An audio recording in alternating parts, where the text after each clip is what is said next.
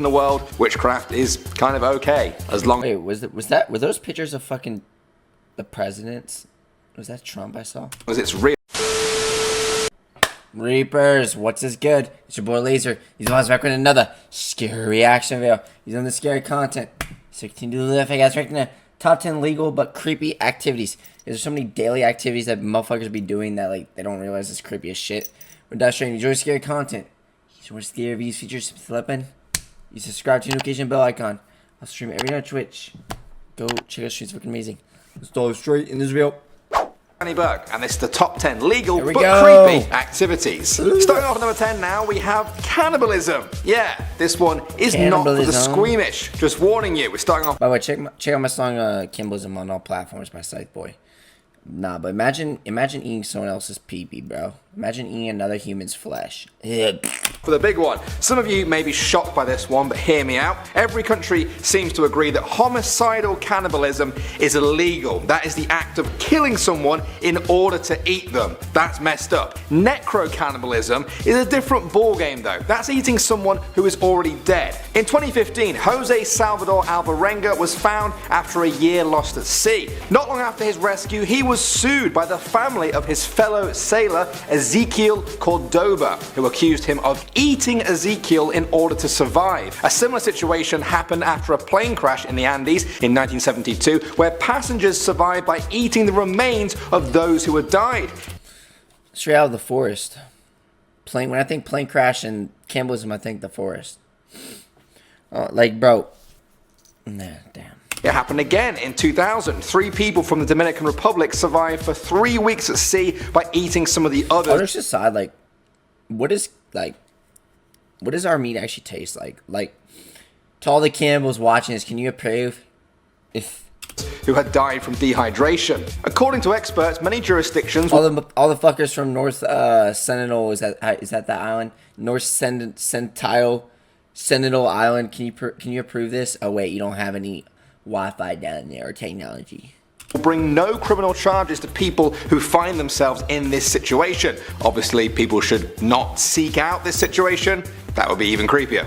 Moving on to number 9 now, we have the paparazzi. Bit of a lighter one now to balance out the video. I'm sure you've all heard of them. They're the photographers who follow around famous people, taking pictures of them constantly in order to sell them onto magazines or newspapers, that sort of thing. They get paid based on the rarity of the picture, the celebrity in question, or the activity that the celebrity is doing when they were snapped. That doesn't sound so bad when you put it like that, but in reality, they've gained a real reputation for being stalkers who harass public figures, especially when they're with their children. This kind of behavior would be deplored if it was a normal person stalking another normal person, but for some reason we sort of accept the paparazzi doing it. Well, at least for the most part. I think it's like the one downside of being famous, man. You gotta deal with motherfuckers like this. You know what I'm saying? Several counties and US states have restricted the paparazzi's activities by passing laws and curfews. For the most part though, it's a creepy but very legal part of celebrity life and pop culture. Moving on now to number 8, we have rebirthing. This one is strange. This is a form of regressional therapy developed by psychotherapist Leonard Orr in the 1970s. Speaking of rebirth, I had multiple lives. I think I'm an alien, bro. I swear I had multiple lives. I would check out my song Rebirth on all platforms. Good promos. It involves recreating the birthing process in order to reset the mind and help the person work through their problems. Baby. It gained international attention in 2000 when a 10-year-old girl was killed by rebirthing. The rebirthing therapist reportedly pushed her body against pillows and wrapped a blanket around her head to simulate the womb. She was then told to push against the pillows and blanket to recreate her own birth in an effort to heal her past. Instead, she suffocated, tragically. 4 workers at the clinic and the girl's mother were charged with her death. This happened in Colorado, and the following year the state banned all psychotherapies from using active restraint. Despite that, a number of states and countries around the world still consider this practice as legal. Next up at number 7 now, we have pseudocide. Now before I researched this video... Suicide? I forgot, what is the point of these, like, things they use? All these, like, crime sketches, like, What is the point of these? I forgot. I'd never heard of this term before. It's the proper term for faking your own death, pseudocide. Now, faking your own death is a pretty strange thing to do. It can ruin the lives of people you know, it's very serious, and I can't really think of many things that are a bigger lie. Well, technically, it's legal. If you've ever heard of someone being charged for it, it's probably because of why they faked their own death. If they did it to avoid taxes or commit fraud, then they would be charged and locked up for it. In 2012, a man in New York was arrested for faking his own death and trying to claim over $400,000 in life insurance. Director of Communications for the Coalition Against Insurance Fraud in Washington, D.C., Jeff Hassie, once remarked on this in an interview. He said, "Pseudocide isn't inherently a crime, but it involves so many built-in frauds that it's virtually impossible to legally fake." So that means that it is possible to do though. If someone was found to have not committed any type of fraud, then there really is nothing to stop them from convincing the world that they are no longer alive. I can't wait to hear your comments on this one. Moving on to number 6 now, we have witchcraft. For centuries, countries would hunt down and condemn people that they saw as witches. In some places, it does still happen, but generally... When I think witches, bro, I just think the good old green witch with the fucking hat on, man. She takes her broom, she's stirring the pot of green, forbidden Nickelodeon slime. And if you put your hand in it, it'll burn because it's steaming acid. And then I just imagine the witch flying a broom in the air, raw doggy style. That's what I think of, like, witches. But as far as, like, witchcraft, I think of, like, that weird ass shit from, like, you know, like the Blair Witch Project, where, like, you just see, like, a bunch of, like, weird, like, skeleton skulls on, like, trees and shit. I don't know. That's what I think of.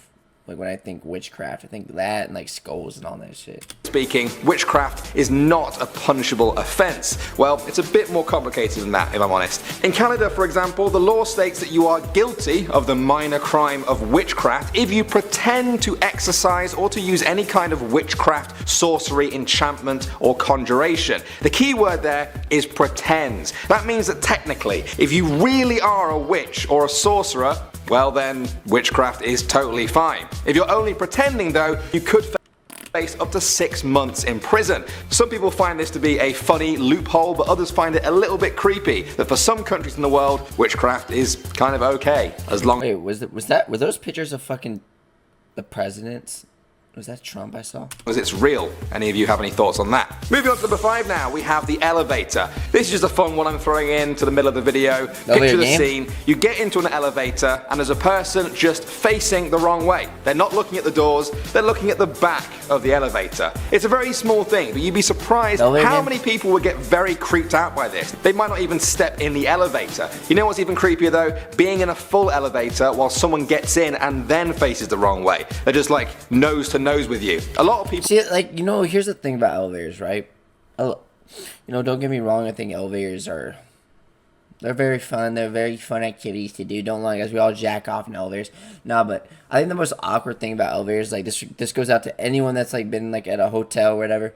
I think the most awkward thing ever, bro, is just being in, like, a fucking elevator with, like, I don't know, like, maybe, like, one other person or whatever, and... you start making out. People think that this shouldn't be allowed, that there must be some kind of rule against it. But the truth is, it's just an example of social etiquette. Invisible rules that we've all sort of agreed on. If you don't follow them, you're kind of creepy, but you're not breaking the law. Moving on to number 4 now, we have child marriage. Yeah, we're stepping up the creepiness again now. In 2017, a non-profit organization called Unchained at Last published a report on child marriages in the US. They found that between 2000 and 2010, 167,000 children across 38 states had marriages. Almost all of them were girls and they were married off to men aged 18 or older. Many lawmakers have been reluctant to pass legislation to end child marriage because they fear it may affect religious freedom. This is a contradicting opinion to that of the US State Department. They declare marriage before the age of 18 as a human rights abuse that produces devastating repercussions for a girl's life, effectively ending her childhood by forcing her into adulthood and motherhood before she is is physically and mentally mature. Still, you would be surprised by how many states and countries around the world have no laws against child marriages. Moving on now to number 3, we have Instagram stalking. In the past few years, this phrase has become more and more common. When I say Instagram stalking, look at this fine ass bitch. Instagram stalking. I'm not talking about looking at someone's profile picture that you like now and again, a few times a day. I'm talking about people who do it hundreds and hundreds of times a day. Do people like actually like, dude, Instagram, by the way, this goes out to all the people that like go on social media a lot, bro. This is why I don't scroll on social media for hours anymore. Because you see all these people posting these pictures. You think, here's the funniest thing about social media, bro. You think all these people are having their like dream lives. And, you know, unless you're a celebrity, that's a different story. But you think all these normal-ass people that are, like, posting these pictures of them doing crazy-ass shit, you know, it makes you think that they're living their best lives. But trust me, they're just showing you what they want. They just want you to see. They're just showing you what they want you to see. They only take small. Social media is literally just, like, a small bit of their lives. They only show you what they want you to see. They don't show you the fucking, you know, what goes behind the screen. Like, I guarantee you most of them are depressed as shit. You know what I'm saying? And most people compare their lives to other people, bro. I'm telling you, it's all just a lie. It's all a big fat lie. It's like this one fucking picture I saw of this, like, person taking a picture, and then as soon as, they look happy as shit in the picture, and then as soon as they take the phone away, it shows them, like, depressed as shit. In the real world, this would constitute as some form of spying. Spying on someone without their knowledge and compiling information on them has always been seen as a dangerous behaviour that can lead to criminal charges. But the age of social media has meant that this behaviour has become quite passable, even encouraged by the platforms themselves. Dr. Emma Short is from the National Centre for Cyberstalking Research at the University of Bedfordshire. She said that it's completely legal to look at someone's profile hundreds of times a day, if you want to. She further stated that it only becomes a crime when you make continued, persistent, unwanted contact with a person which causes them fear and distress. So, I guess there you have it. There's the line in the sand. If it affects the other person, it's a crime. If not, it's legal, but widely seen as very creepy. Next up at number 2 now, we have upskirting. In the past few years, this word has gained international attention. It's gross. Totally gross. It's the act of taking a photograph of someone underneath a person's skirt without their consent. That's normal, right? I'm just kidding. That's weird. It often takes place in crowded public places like public transport or escalators, and it's harder to spot because of that very reason. Who the fuck does this shit? It's so fucking weird. I've seen so many fucking, like, stalking videos, and, like, no, I know most of them are fucking staged as shit, but still. It's disgusting, and it sounds like the kind of thing that should really be illegal, right? But you may be surprised to learn that it's still legal in a lot of places. In 2018, the British government announced plans to make upskirting a criminal offence. Finally. Before that, you could only inform the authorities, they would request the person to delete the image, but no further prosecution was possible. In Scotland, it's actually been illegal since 2010, when it was categorised as voyeurism. A lot of countries are starting to follow suit Pixar now. Maybe check build. to see if your country is on the right side of things. And finally, at number 1 now, we have public staring. Staring at people in public is widely considered to be rude. Oh, you guys don't just casually do staring contests? Oh my god. And that's how I met your mother. We did a staring contest. Why do I feel like a couple could actually, like, somehow, like, make a love story out of, like, them just... Well, usually, like, when I see someone, like, stare in public, they think it's weird, but, like, I don't know. Why do I feel like a love story could happen out of this? She looks like she enjoys it. My name is Billy. Look at my wrist. It can make people feel uncomfortable, threatened, even paranoid. If someone is giving you those feelings by staring at you in public, can you get a police officer to stop them? Well, generally, no, but some places have laws about it. In 2016, the newsminute.com published a piece about an IPS officer in India stating I just don't just casually staring at you in public, though. Especially at night. Fuck that there is a law in the country where a person can get prison time by staring at a person for more than 14 seconds. He said a case can be filed. This one right here, like behind here, like she looks like she's enjoying it. She looks like she's ready to do like a... Dude, oh my god. You see all the time with like fucking men doing it at women. Oh my god. She's like... Oh man, I could tell she's a keeper. She looks psycho. I need her. Imagine a woman like her just staring at you like that. Against men who annoyingly stare at women for more than 14 seconds. He later added, the stare need not really linger for a full 14 seconds to make it an offence. It's an offence if it makes a woman uncomfortable even for a few seconds. Women should come forward to register complaints against such offenders. Now he didn't specify why exactly 14 seconds was the limit, and he was sort of mocked on social media because of that. It has raised a question in other countries though, should public staring be illegal? Even though most people agree that it's very rude and creepy and kind of uncomfortable, they often say that it should not become a criminal offence. How would you enforce such a law? I don't know about criminal offense, but like, nah, definitely make it legal. That's how you see kidnappings and all that shit. I don't know. Some people say it could be a little bit absurd. You just have to make up some sort of number for the length of the stare, like 14 seconds, I guess. Alright guys, let me know your... Well guys, that's it for this video. I hope you enjoyed it.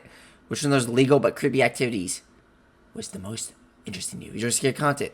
You know what scary of these features need to do? I'll see you next one. Peace!